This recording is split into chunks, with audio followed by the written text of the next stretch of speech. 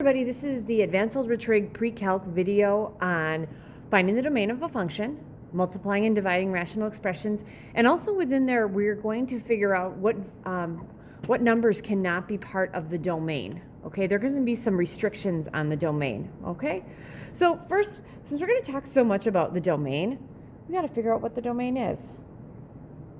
And you've had this before in Algebra 1. In Algebra 1, you learned that the domain is the set of all real numbers that are your x's, okay? So the domain is any number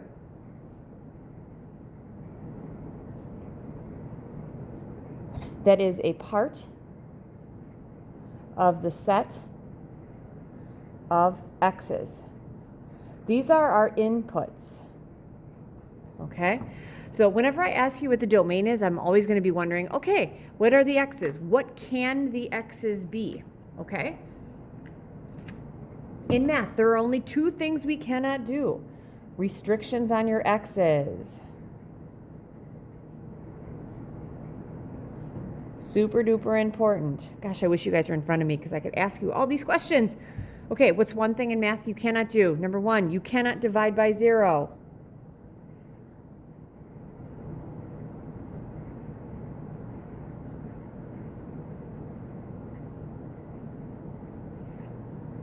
And number two, what's the other thing you cannot do?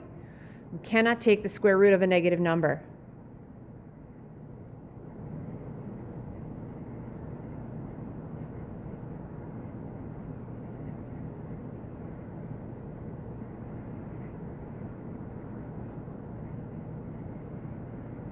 All right, those are the two things. If those things aren't happening, then you don't have to worry about any restrictions because there wouldn't be any restrictions, okay? So our first set of examples today, we're going to find the domain. Okay, so we're going to end up finding the domain.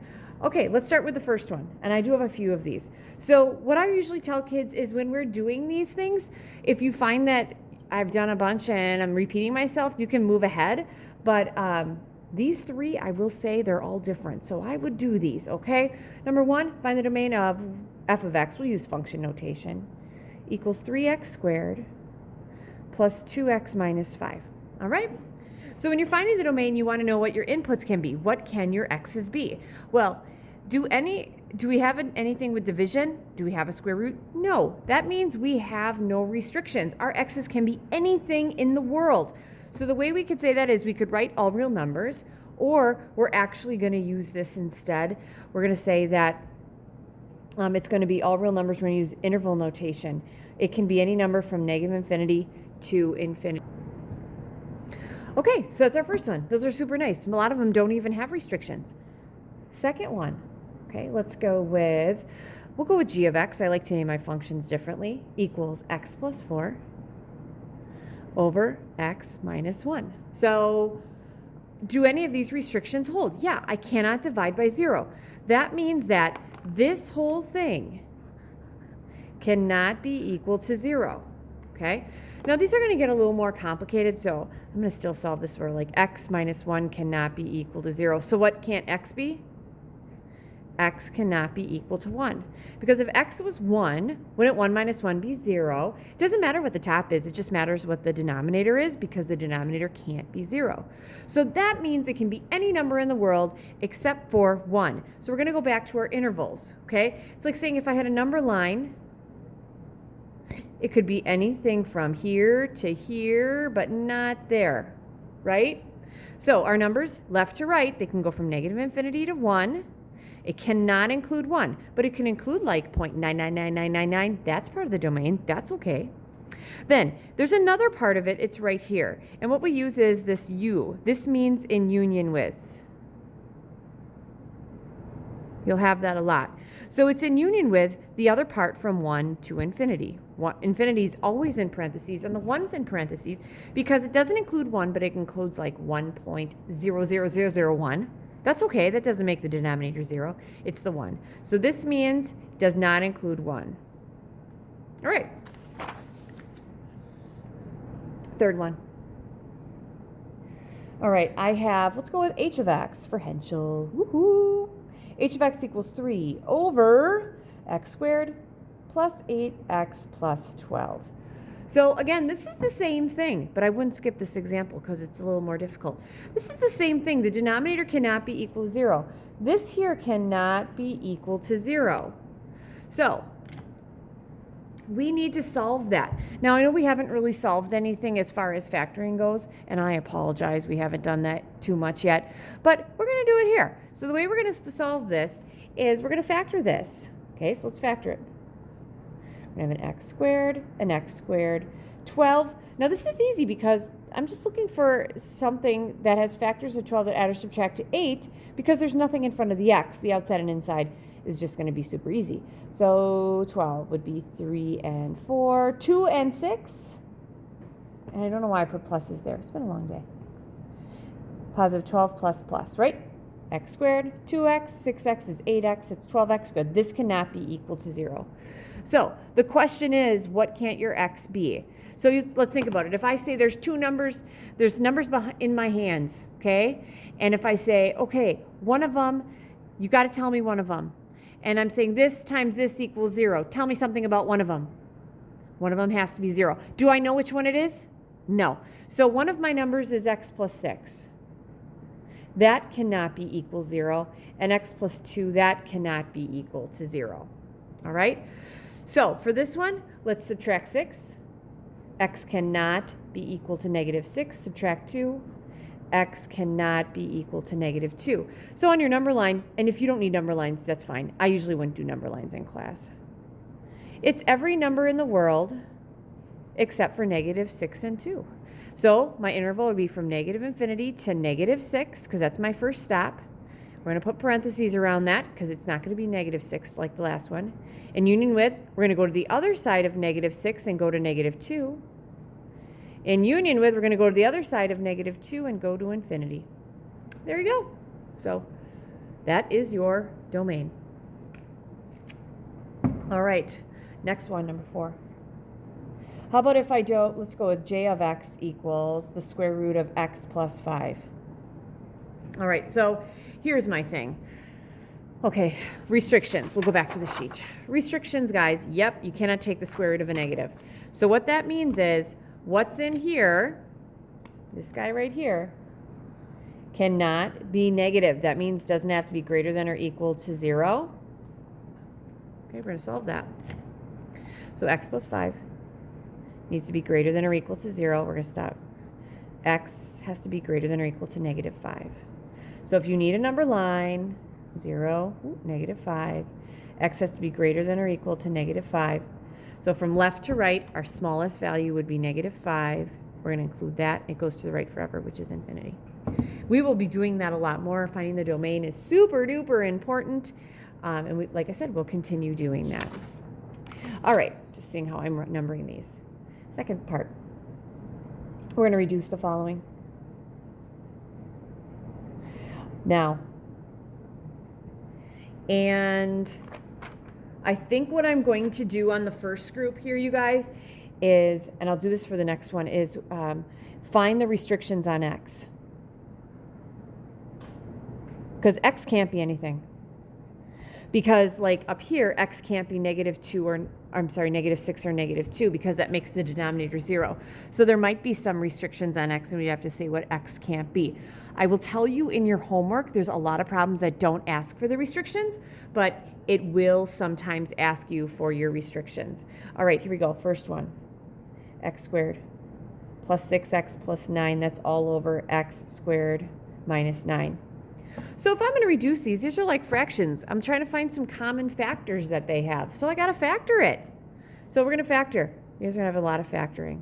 And I'm going to go through factoring a little quickly because we've done factoring a lot enough. So if you have questions, make sure you pop into a Google Meet. X squared is x and x. Factors of the 9 that add or subtract to 6. I can think about this because there's a 1 here. That's 3 and 3 plus plus. X squared minus 9 is a difference of squares. X minus 3, x plus 3. Remember, it goes x and x, 9 is 3 and 3, different signs. Now, before I reduce this, what my x cannot be, kind of like what I did up here in 3, you guys, x cannot be equal to, okay, this can't be 0, and this can't be 0. So here I'm going to add 3. X cannot be equal to 3, and I'm going to subtract 3. X cannot be equal to negative 3. So X can't be equal to 3 or negative 3. All right? Yep, you can see that. Okay, so those are my restrictions. Then I'm going to go back in and I'm going to simplify. These are gone. So we're going to say x plus 3 over x minus 3, because that is what is left over. Because that's like, remember in Algebra 1, it was like these giant ones. Those divide out. That, my friends, is my answer. Okay? So we're going to find those restrictions because every once in a while you will get asked those as well. Okay, let's move on to the second one like this. I'll tell you this video is going to be a little longer than the next one. 2x squared minus x minus 10, that's going to be over 3x squared plus 7x plus 2. So the first thing we're going to do is factor it. There's not a GCF. 2x squared is a 2x and an x. 10 is probably going to be 5 and 2. I'm not going to put the 2 there because I could have factored out a 2 in the beginning if I had a 2 there. All right, I'm going to get what I need.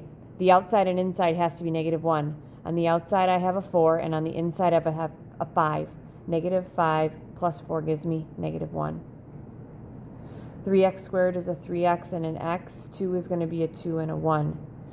All right, I got to get 7. On the outside there's a 6 that I can get. 3x times 2 is 6. 1 times x is a 1x. 6x plus 1x, it's 7x. Add both of those. All right. Makes sense.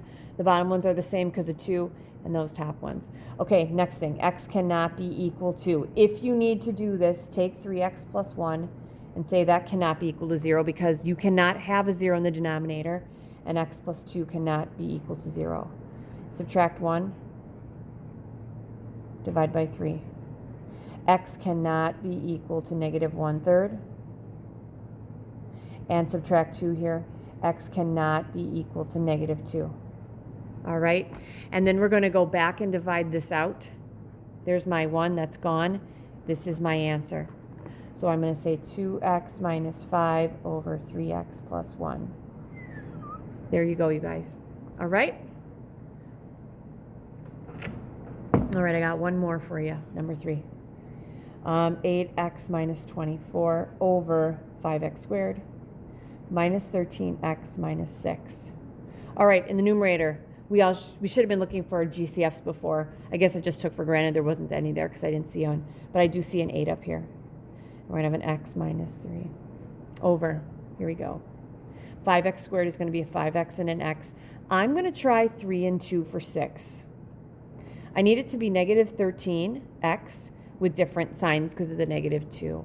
Outside I got 15, inside I have 2. If I make this negative 15 times a positive 2, I get negative 13, and the signs are different. I'm feeling good about that. Okay, if you need to do this like this, go ahead.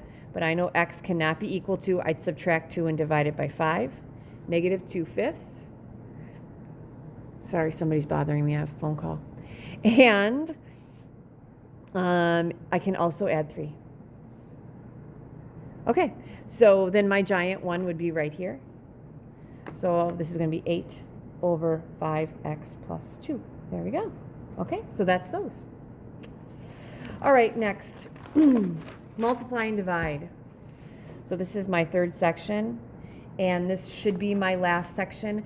On this section, I have, it looks like 1, 2, 3, 4 examples, maybe more.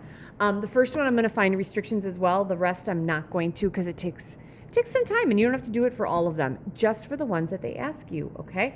So my first one. So we're going to multiply or divide.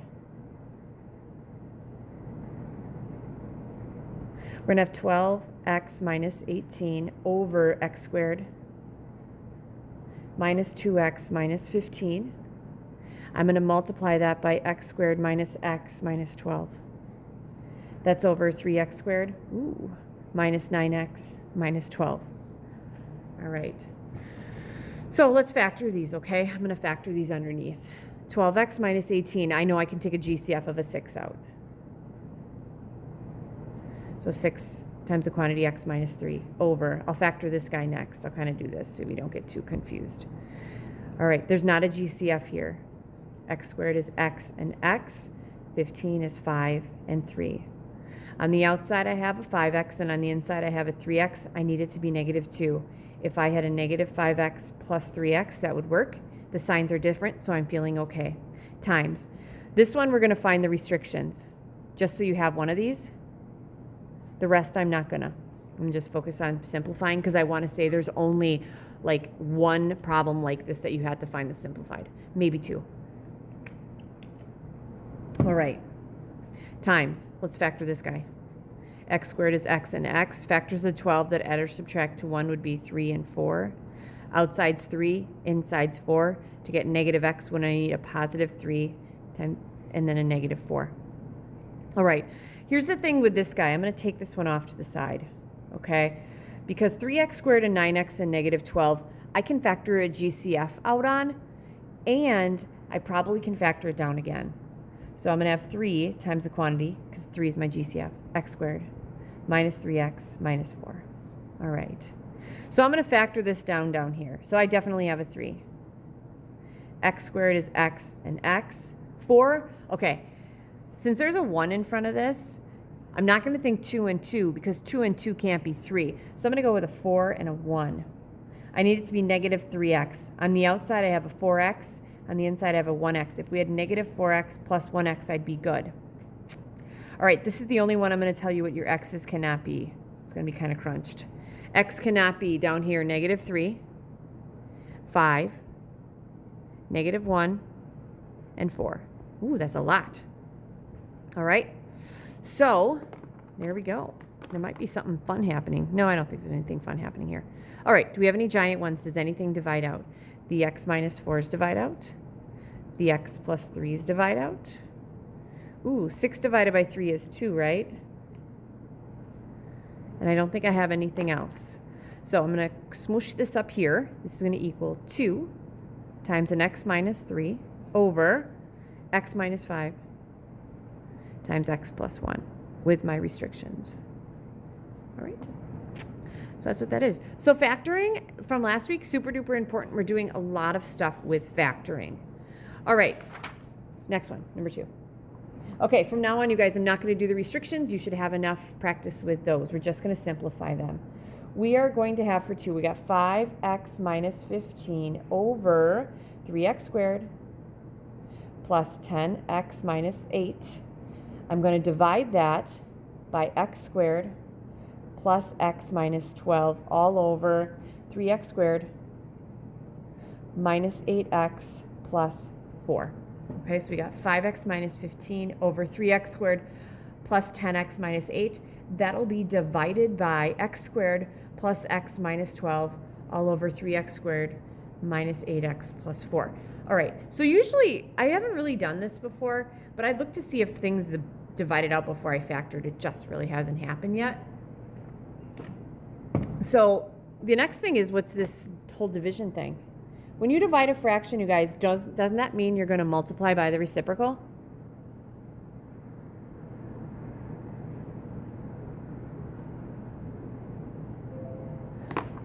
So that's what I'm going to do. Okay, I'm going to start by factoring these two, and then I'll flip this guy up and factor, and I'll flip that guy down and factor. 5x minus 15. How do I factor that? GCF. I'm going to take a 5 out. 5 minus x. 5 minus 3, my bad, is left. Over, here we go, 3x squared, 3x and x. All right, I can't think of factors of 8 that add or subtract to 10 because the 3's in the way, but 8 is probably going to be 4 and 2.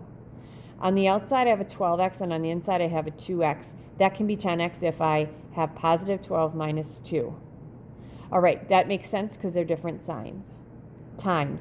Now, this guy is going to go factored on the top. 3x squared is a 3x and an x. 4, let's try 2 and 2. Okay, on the outside, I have a 6x. On the inside, I have a 2x. Can a 6x and a 2x be a negative 8x? Yeah, if I subtract them.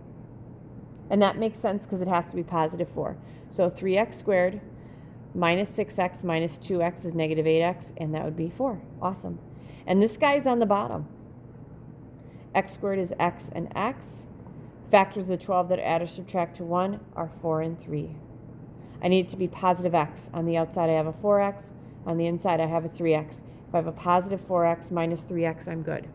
Now this one I'm not asking you guys for any restrictions at all. So I'm just going to find those giant ones. X minus 3's are gone. 3x minus 2's are gone. Ooh, I like this one because I would always have kids dividing these out. Think about it. If I had something like 1/2 times 1/4, would you divide these two out? No, you wouldn't take a 2 out of both of them. You'd make this equal to 1/8. You'd multiply across. We're going to do the same thing here. Numerator, I have 5 times an x minus 2. And the denominator, I have an x plus 4 times another x plus 4. I'm actually good with x plus 4 squared. All right? Okay, if you feel like you're good there, you can stop there. I have one more example of these. This is my third one and my final one. 6x squared minus x minus 1 over 3x squared plus 25x plus 8. That's times an x squared plus a 4x minus 32. That's all over 2x squared plus 7x minus 4. All right? So just a little extra practice for you. So on something like this, the first thing I would ask you would be, do I have to flip and multiply? And the answer should be no, because I'm multiplying. So we're going to start by factoring. There's not a GCF here. 6x squared, let's try a 3x and a 2x. 1, let's try 1 and 1. I need to get a negative x. I got a 3x on the outside and a 2x on the inside. If I make this negative 3x plus 2x, I get the negative 1. 3x squared is going to be 3x and x. 8, 2, and 4. Here's the thing with this, though. The outside's a 6 and the inside's a 4. I can't make that 25. If I switch that around, 4 and 2, this is 12 and 2. 12 and 2 can't give me 25. So what am I going to use? 8 and 1. Let's go 8 and 1. On the outside, I have 24x. On the inside, I have a 1x. If I take a 24x plus a 1x, I get what I need is 25. The next one should be pretty easy. X squared is x and x. There's nothing in front of the x squared, so you're thinking factors of 32 that add or subtract to 4. That would be 8 and 4. This would be positive 8 and negative 4. And the last one, 2x squared plus 7x minus 4. That one, I'm not seeing a GCF. 2x squared is going to be a 2x and an x. 4, I'm going to give, here's the thing. I wouldn't give 2 and 2 even a consideration, because if I put 2 here, that would mean that I could factor a GCF of 2, and there wasn't a GCF up there, so there's not one down there. All right, same thing, reason for not putting the 4 here. I wouldn't put the 4 here because that would imply I could take a 2 out, and I couldn't take a 2 out here. 2, 1. Outside's it's 4x. Inside is, sorry, my bad, 4 and 1. My bad. Outside's 8x. Inside is a 1x. So can I make that into a 7x? 8 minus 1 works. Different signs. I feel good about that. So let's start dividing things out. 3x plus 1's are gone. X plus 8's are gone. 2x minus 1's are gone. And I'm left with x minus 4 over an x plus 4. All right, and that's my simplified form. All right, so that takes you through the first half. The next video you're going to have is for adding and subtracting and some very interesting dividing problems as well. Good luck.